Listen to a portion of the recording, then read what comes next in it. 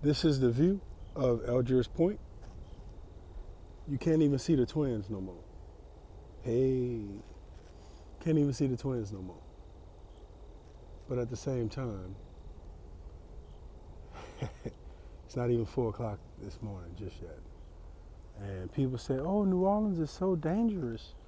I can't believe you go outside at night. This is my city, all right? Let's get that straight. This is my city. But I'm going this way. And I got a few miles to go to get where I'm going. Probably 5 or 6 miles, maybe 7. 7 miles this way. Then I'm gonna go 4 miles that way, 4 miles back, and then I'm gonna come 11 miles back. So I'm gonna try to do maybe 60 this morning. We'll see if I get off of this. You know how it is. But anyway, yeah, no fear. The bull rider's motto: no fear. You know what I'm saying? Ain't got time to be scared. Got miles to get. Conquer your fear by facing it. But I ain't scared. You know what I'm saying? It's a make you laugh right quick. It's amazing how at 43 years old you have the same conversation that you had as a kid about being scared. You know, that's amazing. That is amazing. But anyway, so what I want to say is, you have nothing to be afraid of. Don't let fear stop you from getting your workout in. Don't let fear stop you from moving forward, taking that step forward. Now, if a snake come out, I'm gone, straight up. I'm telling you right now. If a snake come out, that's a wrap. Bury me in satin. Lay me down on a bed of roses, you heard? But other than that, we good. And the con to come out, that's it, man. That's it. Bye. Paint my bike white, you heard?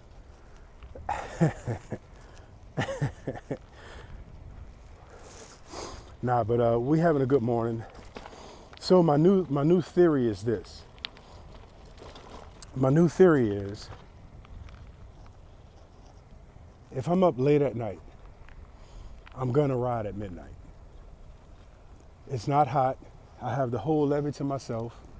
It may be one runner or one walker who's trying to get from point A to point B. You know what I mean? But I'm gonna ride at midnight when I stay up late. And like say it's 10 o'clock at night and I go to sleep at 10, I'm gonna wake up. I'm gonna wake up when my body get up, and I'm gonna come out here and get my ride on. That's how I'm gonna combat the summer. Now, the good thing is, if I go ride in the evening and I do a 2 a day, that's fine. But at least I'm gonna get my miles done early before the heat comes out and I have to worry about dehydrating. Now, me riding just 20 miles, just to give you a little example, when I ride 20 miles, I drink over 2 liters of water. Am I overhydrating? Who cares? But I drink at least 2 liters of water. So I bring a hydration bladder, and I just have the little straw close to my mouth, the little nipple, and I just, take what I want, let the rest go. And then when I'm out of that, it's like, okay. I also will bring a banana and eat it as a little snack if I'm doing at least 20 or more, just, for mental purposes. This is one of my favorite fishing spots over here. And it looks so spooky. We gotta stop that. So there was a study done way back when, and it said that most kids are scared of the dark. And I'll tell you why this study said it. If you're from the country where it's always dark when the sun goes down, those kids are not as afraid of the dark because they still had to go outside in the dark. So they're not afraid of the dark. But when electricity was, like this, you're not used to being in the dark. I'll illustrate it this way. When I started firefighting, man, one of my homeboys, he got me the interview, and so they said, hey, we'll give you an agility test. Matter of fact, I was fishing on the river. The fire chief called, left a voicemail. 2 weeks later, I got the message. So I called the fire chief while I was fishing on the Mississippi River. They patched me in, and he's like, "Are you still interested in the job?" I said, "Of course," sweetly, in my best Stooges voice. So, got an interview. It went okay. I ain't gonna lie, it went okay. And it went okay on my end. The interview was basically an interrogation, why you want to be a firefighter. Because look, I have a wife that I'm responsible for. I have a young child that I'm responsible for, and I need a steady, consistent paycheck. That's why I became a firefighter. Now, some people may say different, and that's fine. We all have different reasons, and I'm trying not to go on a beamer. But anyway, so I get the interview. After that, it's time they do what's called an agility test. So I don't know what they're gonna do, but one of my homeboys, he said, "Look, man," he said, "come pass by the station." So I went to the station. He said, "Look, this is some of the stuff you're gonna do." And he took a hose roll, 1.5 inch firefighting hose, a tack line, and he rolled it out like he was bowling. And he said, "Look, when you roll it up," and he showed me how to roll it up. That was it. That was it. You know what I mean? And so when it was time for me to take the agility test, I was like, all right, I thought I was ready. Man, I thought I was ready, man. So I get out there and we go to this neighboring department because they actually have a training tower. And that's just basically where they do trainings for a firefighter or fire ground operations, right? I am riding with no hands, by the way. This bike is so comfortable to ride with no hands. But anyway, so I get there to the tower and they make the training officer, old Applewhite, big shout out to Applewhite. Not many people gonna do that, but he was always fair with me because I stood up for myself. But he wasn't as bad as his bark was, I'll tell you that. I kind of missed the guy. We had some good times together. Anyway, so I get to the training center and everything starts. So I don't know what's next, what I have to do next, etc. So all I know is I wear shorts. I should not have worn shorts. You know what I'm saying? And the reason being, they put a piece of saran wrap or wax paper. They have something called a SCBA, breathing apparatus, self-contained breathing apparatus. So you put the air pack on your back and you put a mask on, and they put wax paper in the mask so you can't see. It completely whites out the mask. So, so we're working on search patterns. So I have to go in this building. I have to do a right-handed search pattern. That just basically means I have to put my right hand on the wall, my right leg on the wall, my tool that's in my hand on the wall, and drag the whole wall. That way I don't get disoriented and get lost in a dark, blacked out building. You can't see nothing. So I go in this little building in shorts, all kind of junk on the ground. I didn't know, all kind of junk on the ground, rocks, wood, all kind of trash. And so I'm crawling on my hands and knees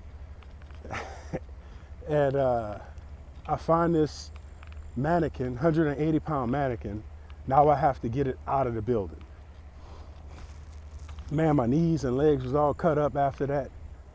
Now, the point of the story is, so I'm doing all these different training evolutions and they time you on it.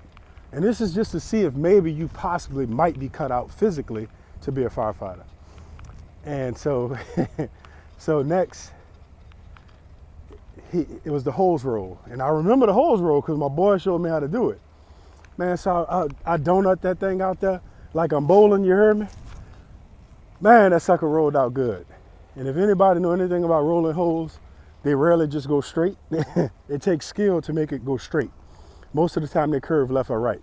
But anyway, so I get that sucker out there, that coupling hits the ground, you know, next thing you know, I roll it up. So I hold it off the ground like a fat boy do, and I roll that sucker up a few cranks till it gets bigger, and then and he start fussing Applewhite. He come out his skin on me on that, you know, you know. So, oh, I'm sorry about that, T.O., you know. All right, now get to the next thing. Follow me. So, yes, sir. So I got my air pack on, mask off, and I asked him after that, I said, how am I doing? He said, you're doing good. I said,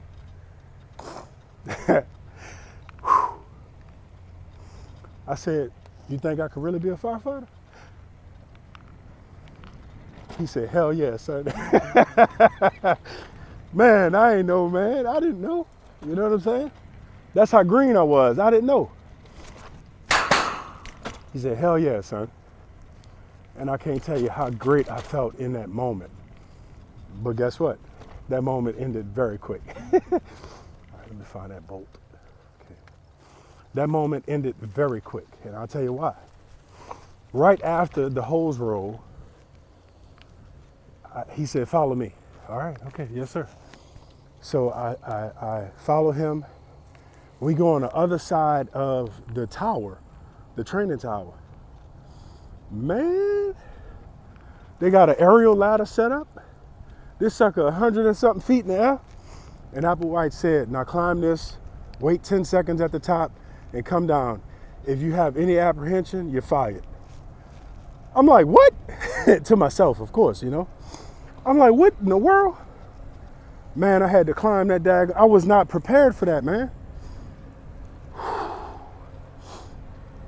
I did roofing work when I was younger, you know, 3 stories up. You know what I'm saying? But I was not prepared to climb 100 feet in the air with the wind blowing on this daggone stick. And he said, if you approach this with any apprehension, you're fired. You don't get a remake. That wasn't the hardest thing I ever did in my life, but that was one of the most mentally challenging things I've ever done in my life. And for some of you, you may not think it's a big deal. And I tip my hat to you, sir, ma'am. But when you've never been 100 feet in the air on a ladder, 100 feet in the air on a ladder. Houston, we got a big problem, you heard me? And all I could think about in that moment was, God, dog, this is how it's gonna end. As I'm walking, because you know I had to put my harness on, my safety harness. But I'm like, this is how it's gonna end. I said, man, this is crazy. I'm snake bit before I even start. But you know, no fear, like I told you, right? You could be scared, but no fear. And I kid you not, man. When I touched that truck and I started to climb, I'll tell you exactly how I did it. 3 points of contact, walk strong, climb stronger. And every rung that was in front of my face, I looked at that rung. I didn't look past that hole into oblivion, into falling. I didn't look past that. I looked at every rung all the way up. And when I got to the top, I was like, oh, dang, I'm at the top. To myself, of course. Now they got 2 guys sitting in the bucket and they talking a little smack, you know. He said, wait 10 seconds. I wasn't waiting 10 seconds because you have something internally that will control you. And it's not your brain. It's fight or flight. That controls you internally, and that will make decisions for you that you have not made. And that's why you have to really train and control your mind, because when flight or fight kicks in, you can do things that you would not normally do. And they may be negative, you know. But do your best to suppress that stuff. And I know I'm at the top now, and I don't know, I stayed up there for long enough. and then I start coming down. Oh, man. Start coming down. And after that was over with, he's like, take a break. I said, I don't need a break. You know, because you can take a break after each evolution. But I didn't want to take a break after any of them because I felt fine. And so I got done that evolution.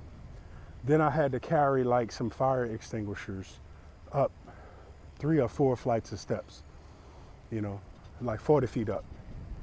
Then once you get up on that deck, I had to pull 50 pounds up 3 or 4 stories. All arms, no rail. That was a little challenging for me, honestly, just because of the sheer volume that it took. And I'm telling y'all the truth. I'm telling y'all the truth. That almost got me disqualified. My arms were burning. Look, I'm serious, man. That almost got me disqualified. I remember thinking, let the rope go. Like, I remember thinking, let the rope go. And I never told nobody that. But pulling 50 pounds up 3 or 4 stories almost disqualified. I almost dropped that rope on purpose because it was too hard. And look, that's the first time I've admitted that in over 15 years, you know. But that almost disqualified. And I think about that all the time, you know. All the time I think about that. And I came to the same conclusion. I'm glad I didn't. But it also shows you that a standard could be set where everybody has to do this, and this could disqualify people that really could do the job, but because they couldn't do that, it disqualifies them. And you can miss out on a good employee because he doesn't meet a minimum standard. You know, and that's really unfortunate. That's really unfortunate, you know. That is really unfortunate. But civil service was one of the better situations that you could work in, because like Louisiana is a right to work state. You could get fired for no reason, basically. It's up to the employer. But civil service gives everybody the same opportunity for the same job. It doesn't discriminate against gender, race, creed, religion, some of the core fundamentals that make a human a human. Your beliefs aren't held against you in order to do this job. Your skin color isn't held against you in order to do this job, even though it is sometimes, you know. So, I mean, civil service is not perfect. And then once you get a civil service job, it means that the most senior person, the person who's been here the longest, gets the next opportunity first, if they meet the minimum requirements. And I mean, I think that's the fairest way for growth and development. You know, it's the fairest way. It's not perfect at all, though, believe me. It's a horrible system, but it's not perfect.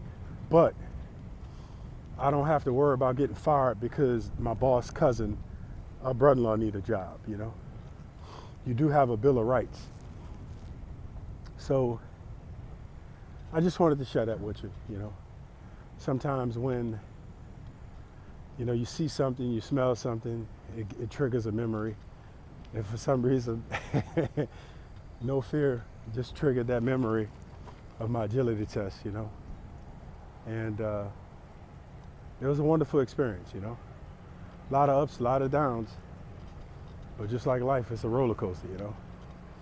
So I also want to tell you this. If you're listening to this video and you don't think you could do something, if somebody else is doing it, there's nothing stopping you but you from doing it.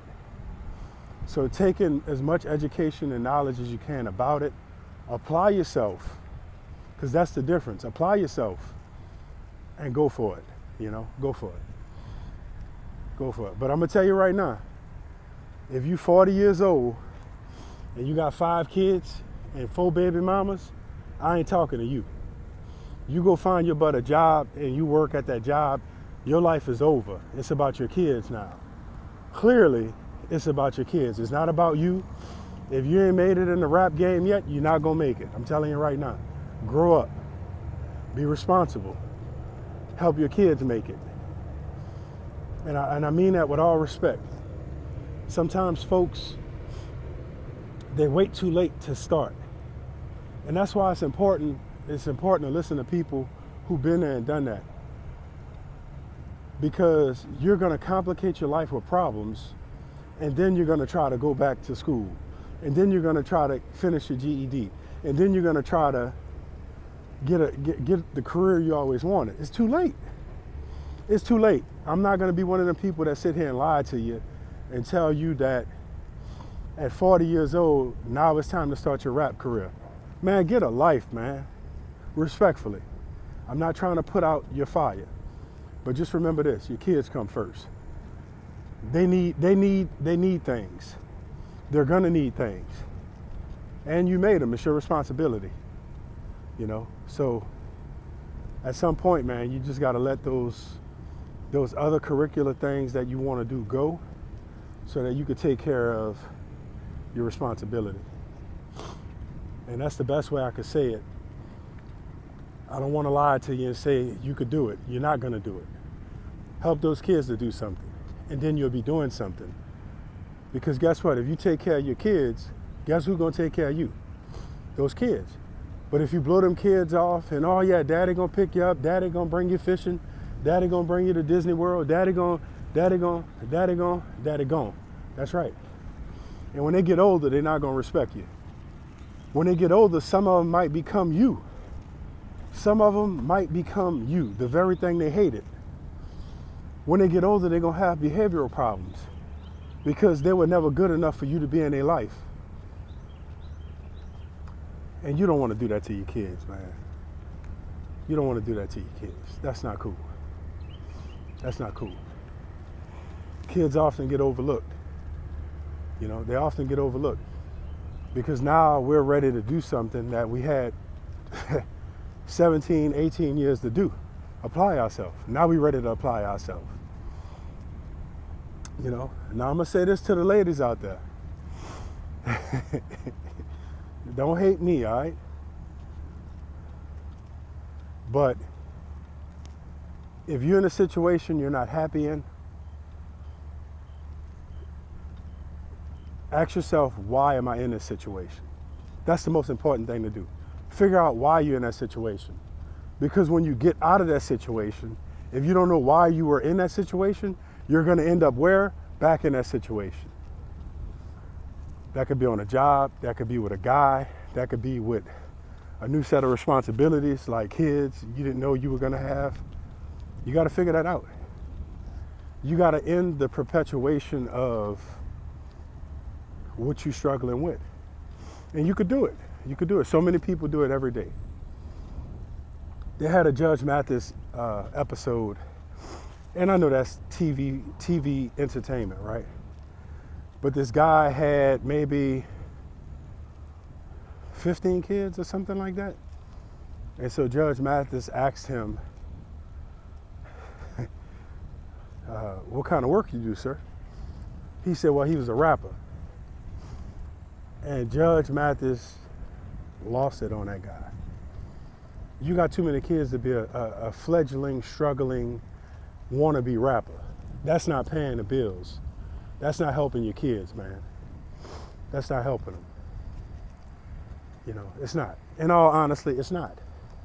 You're not doing anything for your kids with this rap game that's got you distracted from taking care of your kids, but has you dead into making more kids. Come on, man, grow up, you know. And I'll never forget that episode. You know why? Because it made me look at my life and what I was doing. It made me look at my life and some of the decisions I was making. I ain't never crashed out, but I've been close. I've been close a few times, you know. So make good decisions. It's easier said than done, but it can be done. Like some of y'all might think this ain't a good decision. Riding a bicycle 60 miles at 3 o'clock in the morning, you know? And it may not be a good decision. It may not. but I'm gonna find out. I'm gonna find out. But I didn't mean to go on this little motivational, whatever you want to call it. But I did want to share.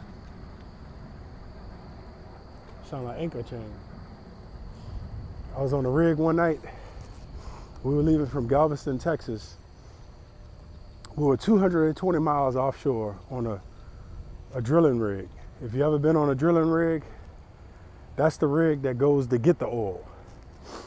And then, so they got to drill into the earth in order to extract the oil.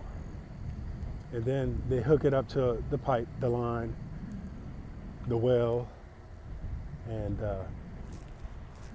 then a production rig takes over, or production takes over. So now they're just handling the oil that's coming out of the earth. So they were moving from Galveston to the Gulf of Mexico around Grand Isle, somewhere out that way. So we had some tugs come pick us up. Now the rig I was on was a semi-submersible, so it could drive itself wherever it wanted to go. But tugboats were used to pull it, or excuse me, it was either supply boats or tugboats were used to pull it or assist it in traveling.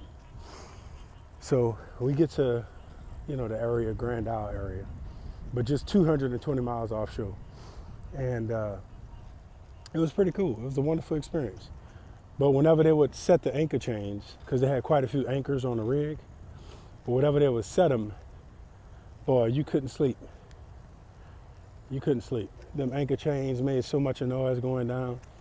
But when you was tired, you'd sleep like a baby right through it, But anyway, that noise reminded me of anchor chains resetting. And I just thought I'd waste your time telling you that. If you made it to this part of the video, if you made it to this part of the video, in all honesty, thank you. And I'd like to meet you one day. You know what I'm saying? And I appreciate you supporting the channel, supporting the content, and spending some of your time listening to some of my stories and experience in life.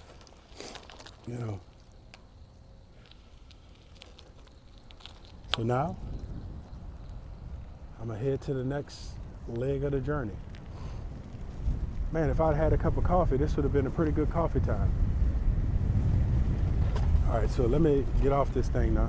I didn't realize it was 28 minutes long. How you like that? But let me get off this thing now, and I'll see y'all at the next one. Thank you. Oh, wait up, Slowpoke is coming up, right? And you already know. I tell you, I'm shutting it down, and 10 minutes later, I really shut it down. Let's see where Slowpoke at. I didn't see him. Of course, I wasn't looking either.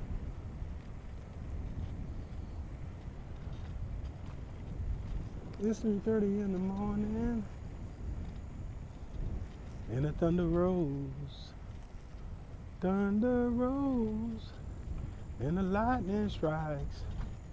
Another love goes cold on a sleepless night. I don't see him.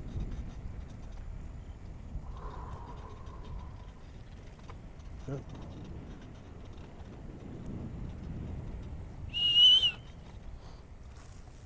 All right, well, that's that. This is Otto.